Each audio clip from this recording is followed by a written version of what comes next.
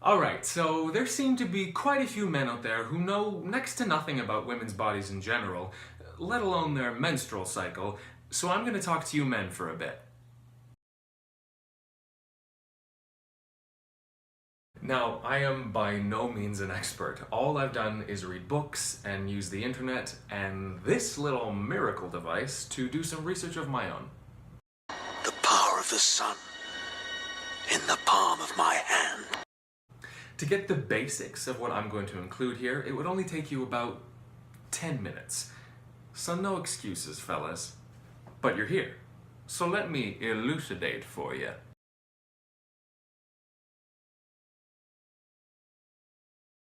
Let's cover the basics of the menstrual cycle.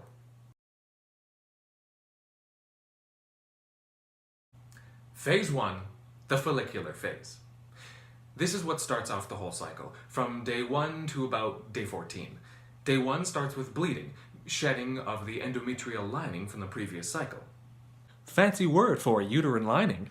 During this time, hormones are released to tell the ovaries to start prepping another egg. At around day 7, once menstruation, bleeding, has finished, the lining of the uterus, or endometrium, is enriched with blood once more for nourishment of any potential fertilized egg. Around day 12, the egg is released and begins its quest through the fallopian tube.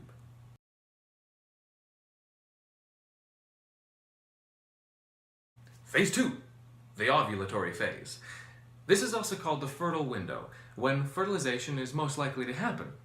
Once the egg is released from the ovary, it matures in the fallopian tube and hopes to meet a wandering sperm somewhere to make the magic happen. If fertilization occurs, we have liftoff, and all that nourishing blood in the endometrium, Uterine lining. can be put to good use. But if fertilization doesn't occur, we move on to phase 3, the luteal phase. Luteal? Luteal. Luteal. Here's where we start winding down. Progesterone levels have increased to thicken the endometrium to give any potential fertilized egg a soft, cushiony landing if and when it descends to attach to the uterine wall. But that's a different part of the story. When fertilization hasn't occurred, the egg disintegrates. And eventually, progesterone stops being produced, which signals it's time to tear down that wallpaper once more. Which will bring us back to follicular phase. Suffice it to say, a lot happens in a woman's body during that whole process. Women's bodies are amazing, and we didn't even get into what happens when fertilization does occur. That is chemistry and biology at its finest. Science rules.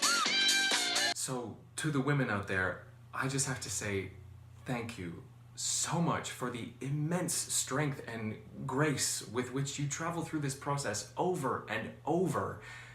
You are incredible. And gents, fun fact, when you and your partner track her cycle, it makes a world of difference in both of your sexual and contraceptive health.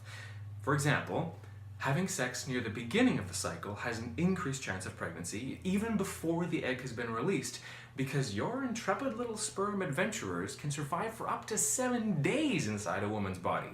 Whereas, if you have sex during the luteal phase, chances are the egg is already disintegrated, so there's far less likelihood of fertilization being possible. It's been really helpful and so rewarding in my own life to track my partner's cycle with her. And we learned from a book called Taking Charge of Your Fertility. There are graphs, date and time sheets, you measure basal body temperatures, cervical fluid, it's great. Go read it, you'll learn lots, and trust me, the women in your life will love that you know and care about this stuff. And while we're here, let's just briefly touch on actual periods. During her follicular phase, an average woman bleeds for 3 to 7 days, and within her life she'll menstruate from roughly age 13 to 51. Again, averages here, and these are Canadian and American statistics, so keep that in mind. So, a woman goes through her menstrual cycle for about 38 years. That means if she menstruates around 12 times a year, that's 456 periods in her life. Or how about we break it down like this? Averaging 5 days of bleeding per month times 12 months times 38 years, that's 2,280 days of bleeding. Over 6 years of her life! And think about this. On average, about 20 tampons are used per cycle, which is 240 per year, multiplied by 38 years, 9,120 tampons. It's over 9,000!